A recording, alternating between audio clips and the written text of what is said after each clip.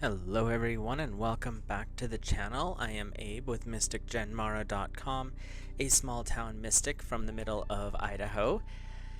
And tonight I want to go over a creature that I've mentioned before in passing, and that is the Chimera. I kind of want to go over a little more detail with this one. Interestingly enough, the history of this is not that big, which I found interesting. But the term has been used a lot over the years, especially in recent times. So, by the dictionary definition, a chimera is an organism, organ, or part consisting of two or more tissues of different genetic composition produced by organ transplant, grafting, or genetic engineering. That's a lot of big words. A substance such as an antibody created from the proteins or genes of two specific species, or an individual who has received said transplant of genetically and immunologically different tissue. That basically means that anytime you put two different creatures or two different plants or two different whatevers together, you get a chimera, because it's a blending of things that shouldn't fit together, basically.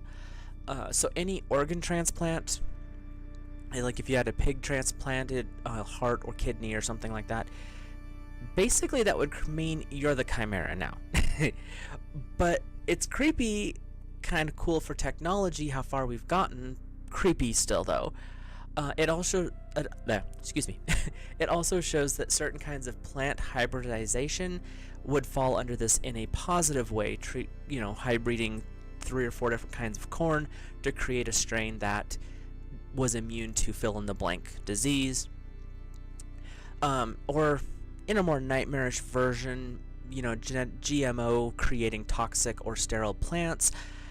But do they stop with plants? I mean, really? Oh, sorry. Wrong video. We're going with the history here.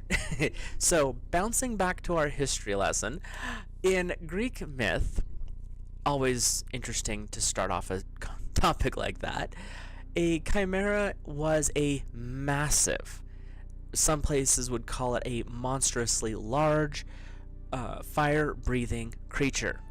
We're not talking little guy, we're talking big.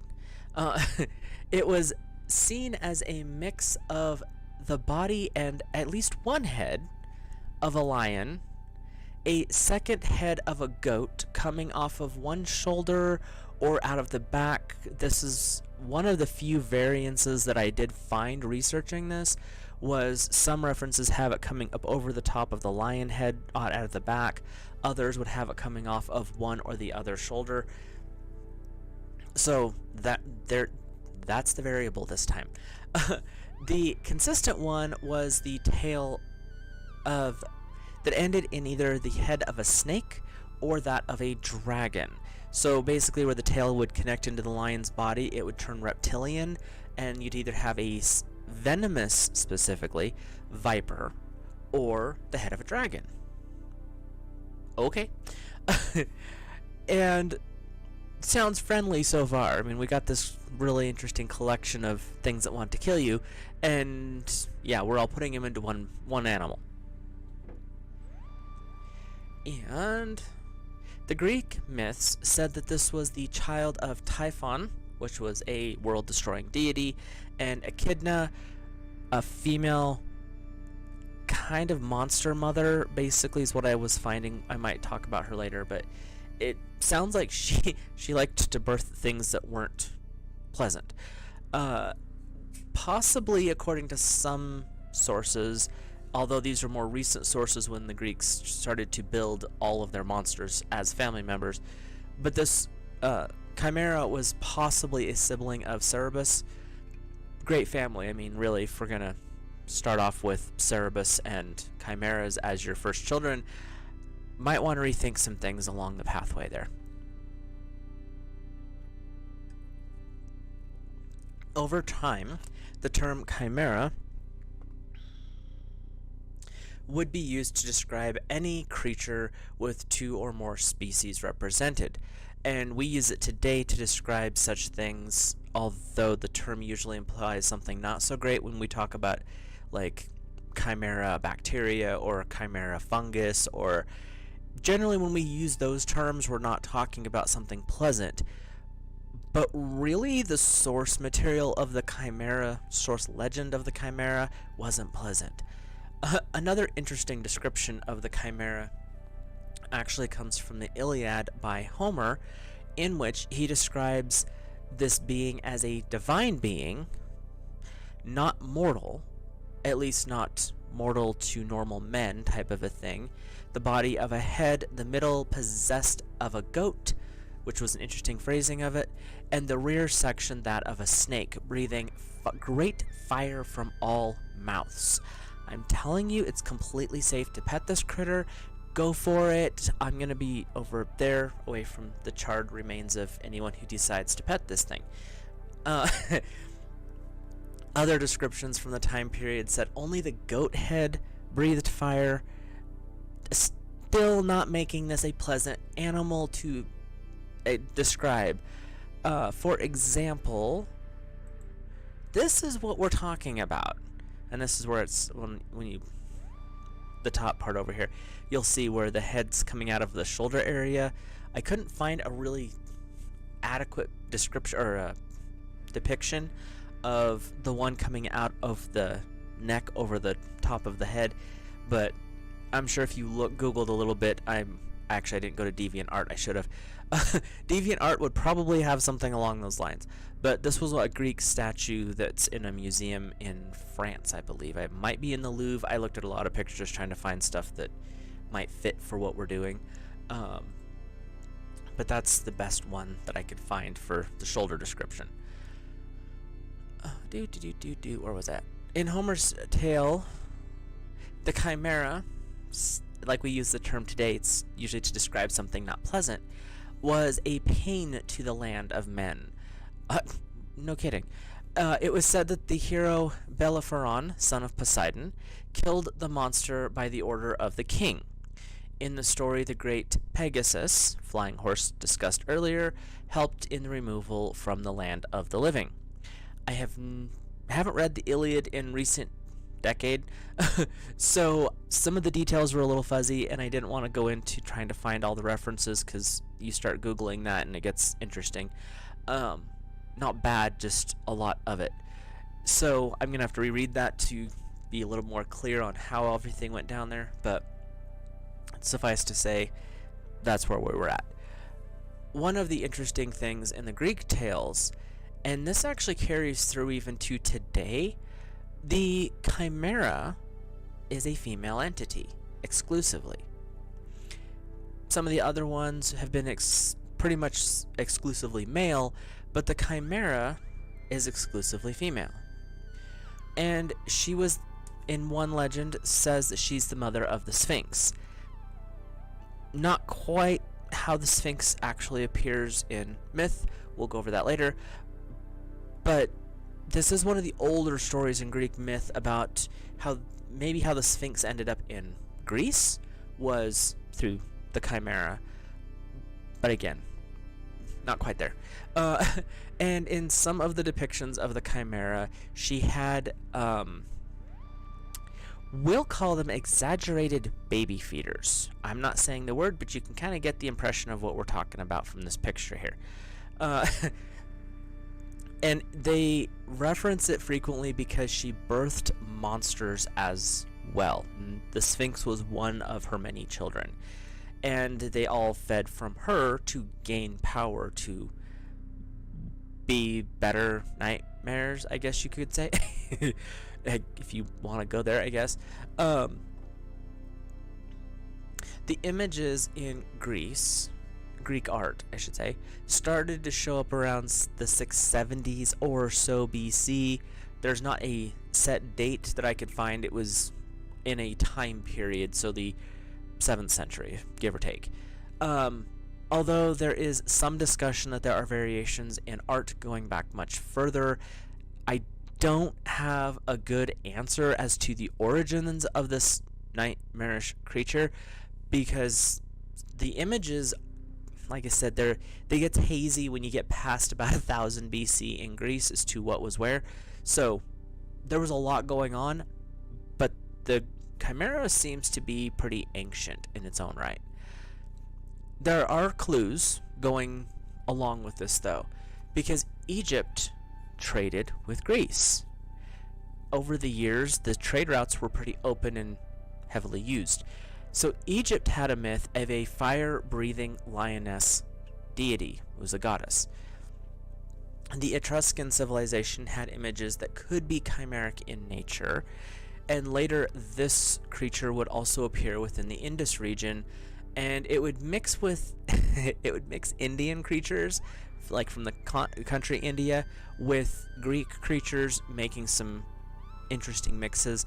Most of the images added like a fourth head to the mix, was all I was finding unique about it.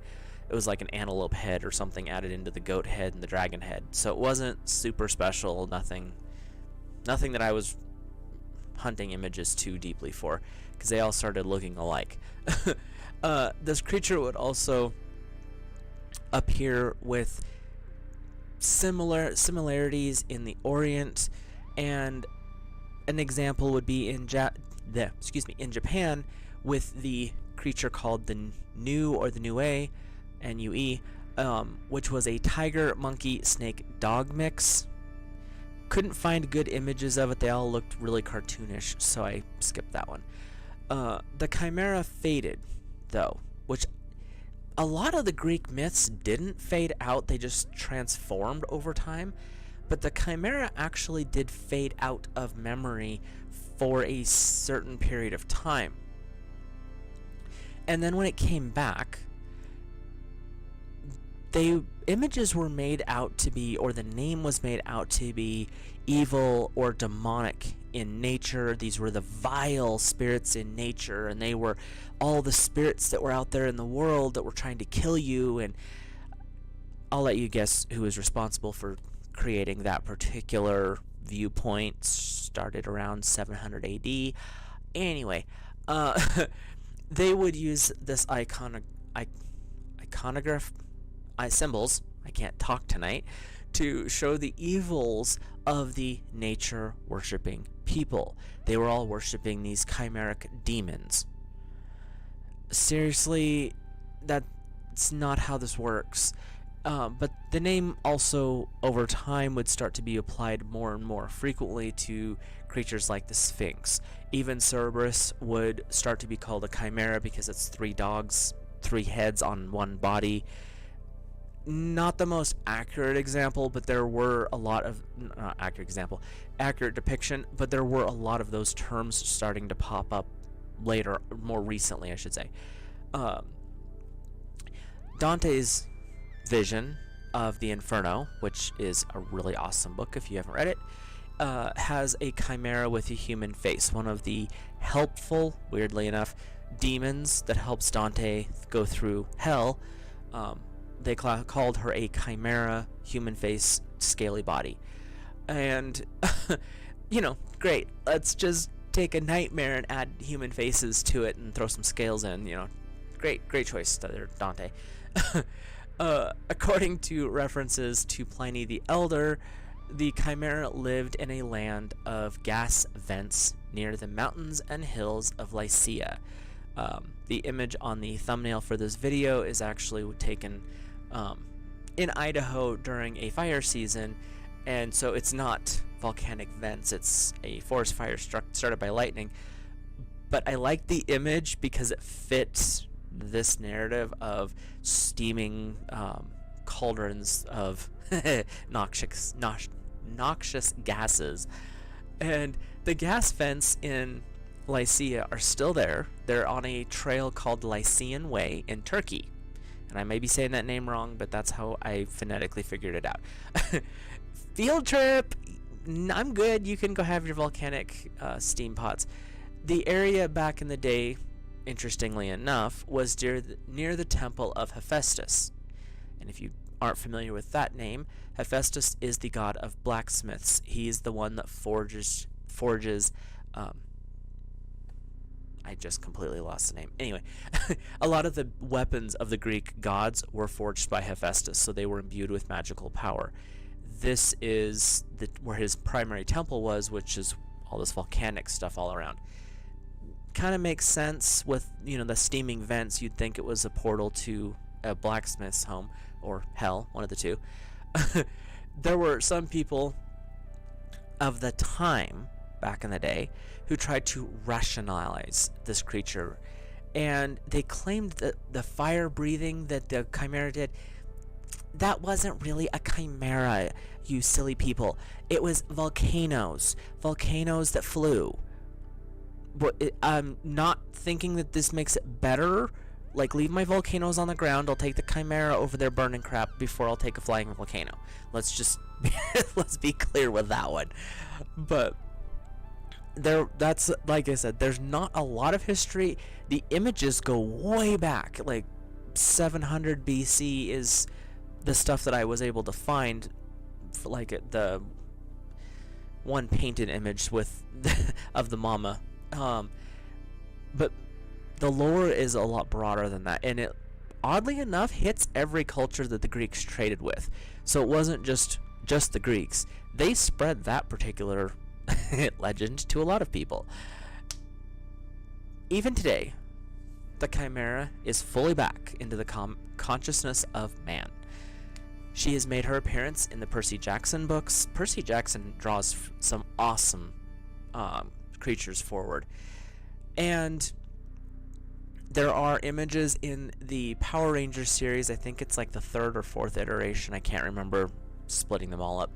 But there are chimeric creatures that start to show up in there, called chimeras, even though starting from season 1, if we're going by the definition, they're chimeras.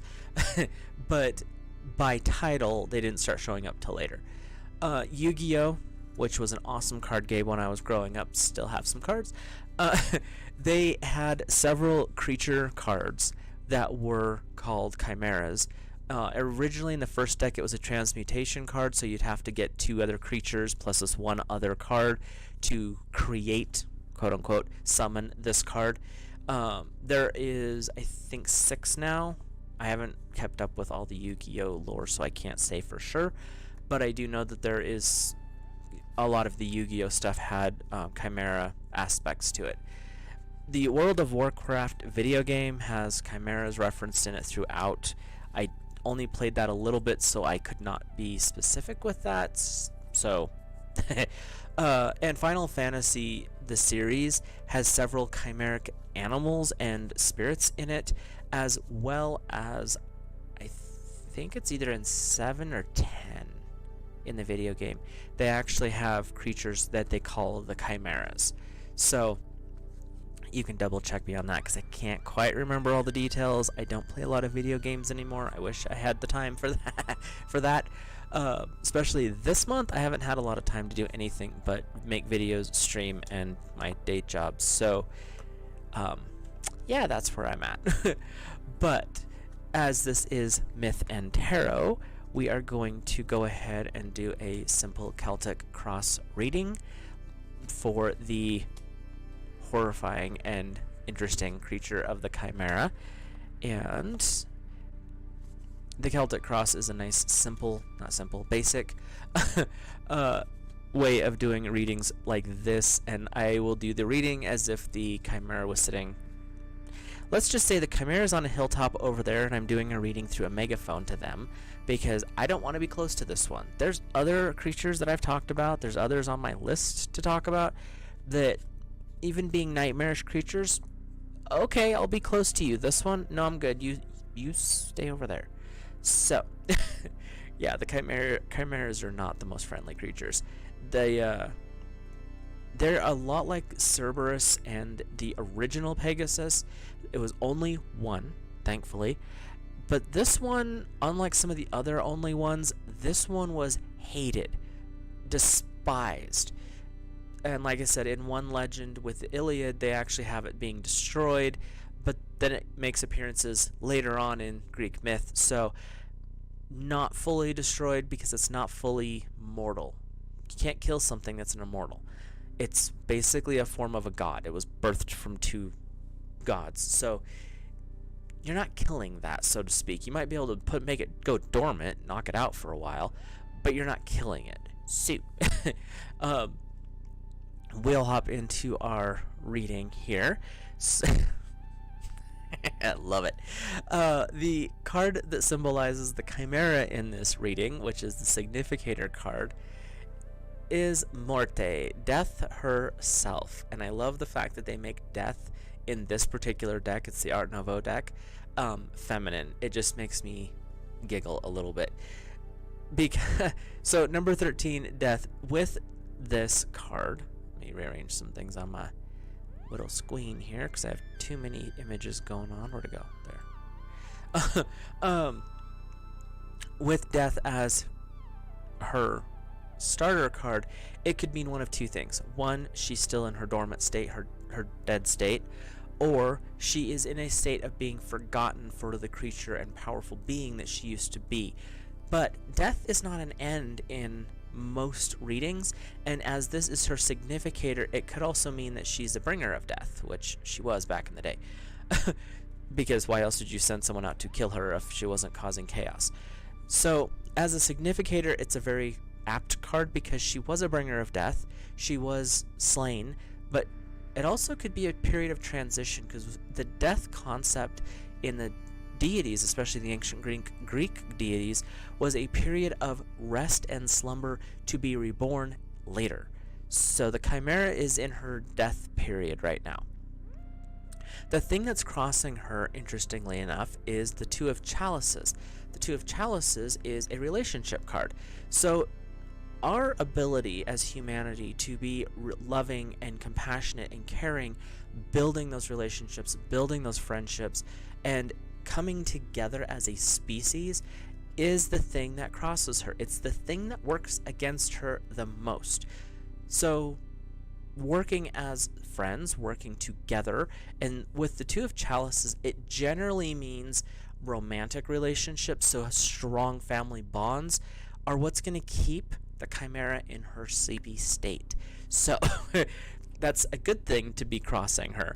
Her higher self is the Queen of Chalices. She's got this emotional feminine energy coming forward, but it's emotional feminine energy in its fullest potential. It's her fullest power.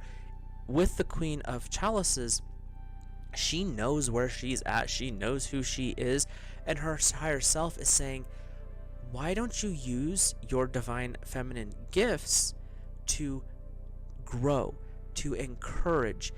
Your destructive nature is because you're angry and confused.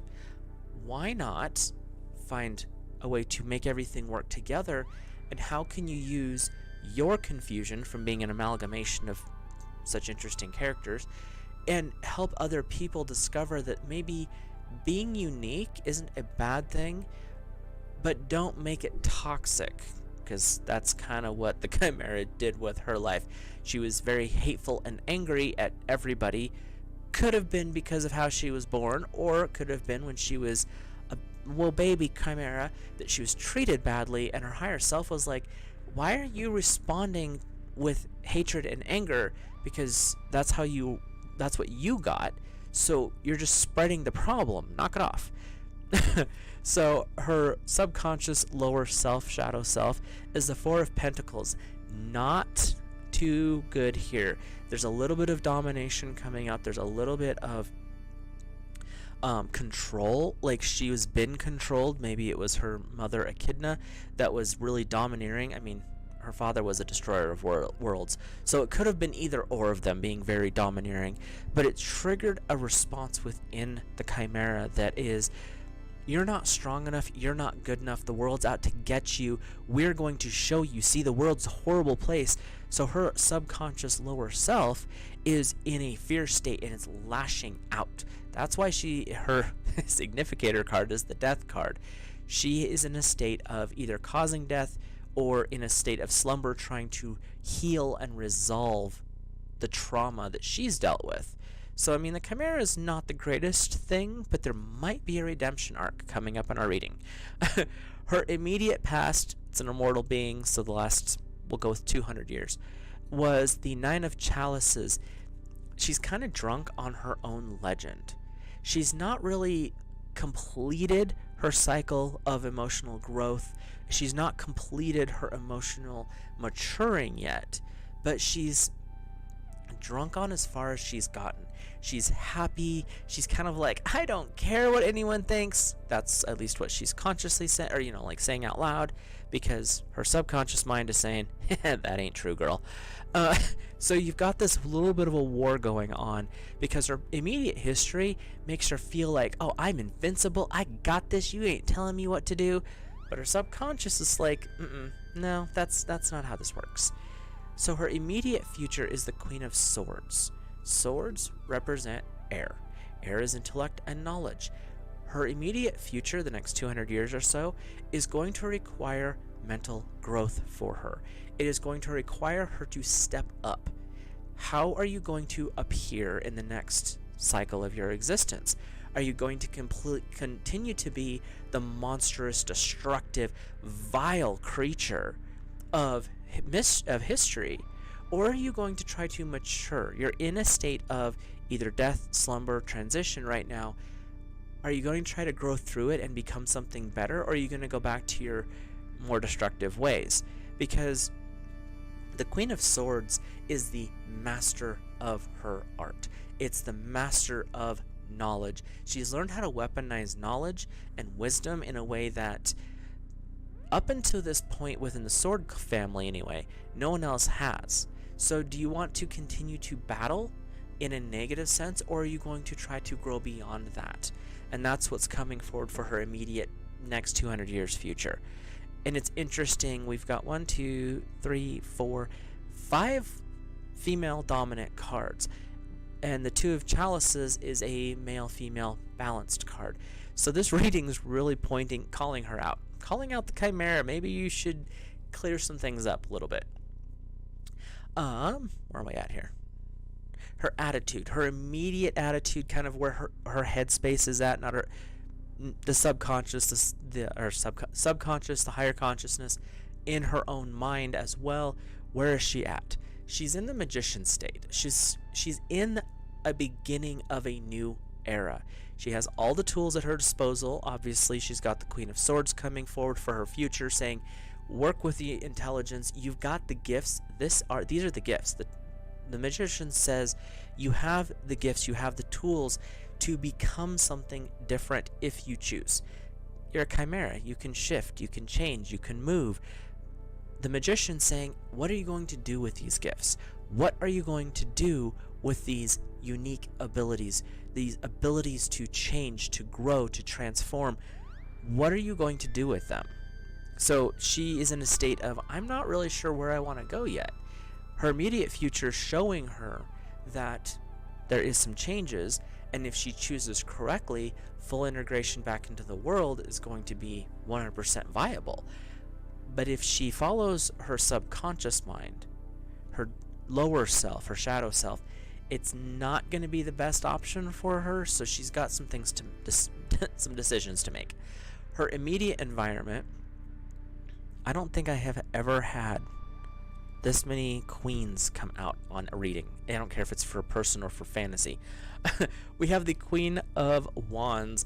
So her environment is fiery. So wherever she's at right now, she's in her home territory because she's, fiery creature. But the Queen of Wands is tapping into that divine, creative, passionate fire. And that's where what we're coming up with here is she's not happy with how things have went. Her environment is not the greatest. She's battled a lot to get where she's at. That's why she's a little bit war weary. She's holding her staff, because she's not done fighting if she doesn't have to be. But she's tired. She's in a reclined state. So she's ready to set down the fight. She's done. She doesn't want to do this anymore. Her environment is a state of, are we done yet?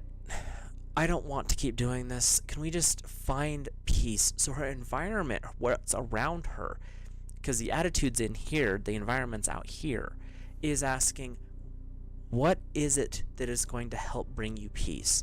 And that's what the Queen of Wands is asking, with the passion, with the creation, with that drive within.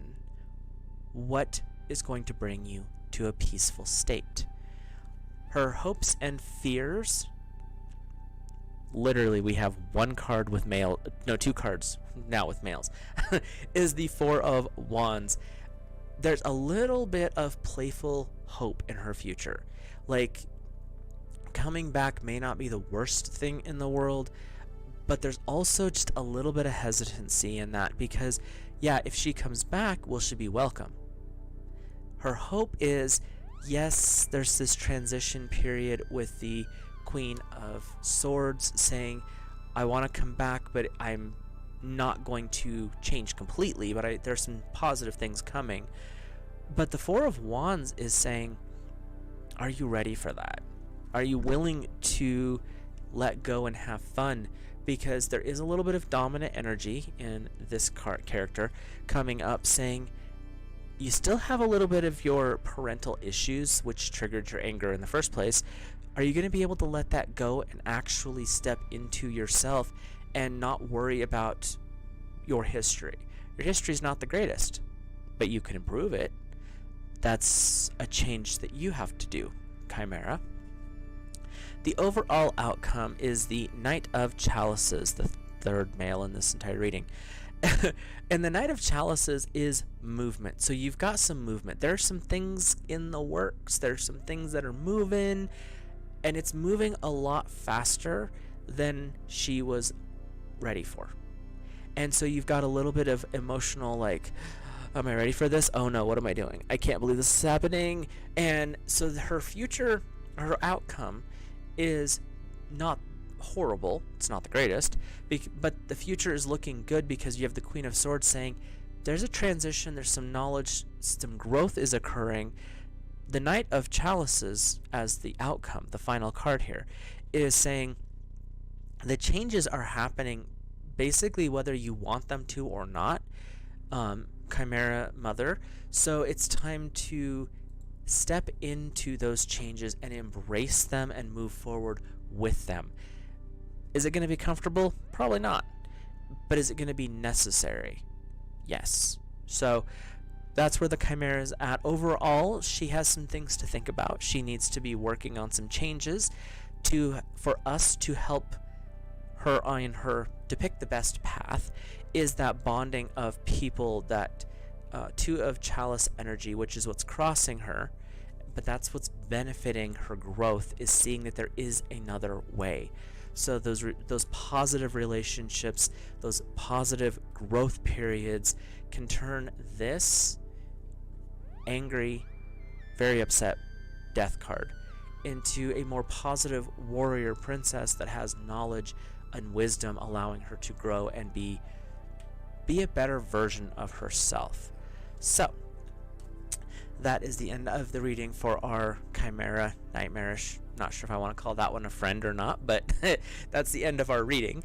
So if you enjoyed this video, please drop a like on it, comment, and let me know what your thoughts are. If you've ever really researched a Chimera, if you've ever looked into it, that kind of ideas. And like I said, any other references that you might know of about chimeras, because those are the ones that I know of, or at least could find. And what else was I say? Oh yeah, if you're new here, hit that subscribe button. I try to go do live streams every Monday, videos every Tuesday-ish. Not ish, most Tuesdays there's a video. And right now I am doing, still February, I'm doing full month February, so every single day there is a new video dropping. There's been, so far this month, a couple of deck unboxings. There's been a book review or two. There's been a couple of energy healing transmissions, full moon work. Every Sunday I've been doing rune weekly readings for the elements. And then upcoming this week, I will be doing the March outlooks for the elements. Brain just shut off, sorry. So you can look forward to those if you're interested. With that, I will let you guys go. Have a great rest of your evening, and there are a couple of links in the description of just some fun things if you're interested, that are Chimera themed. I try to theme the stuff that I post if you're just interested in expanding, or like these ones. There's a plushie that I found, super super darkly cute. Well, we'll just call it that. And then there's, if you like just having statues and knickknacks, and especially if you're into D&D type stuff, there's one of those in the description as well. So I'll let you guys go. Have a great rest of your evening, and hopefully the Chimera won't visit your dreams.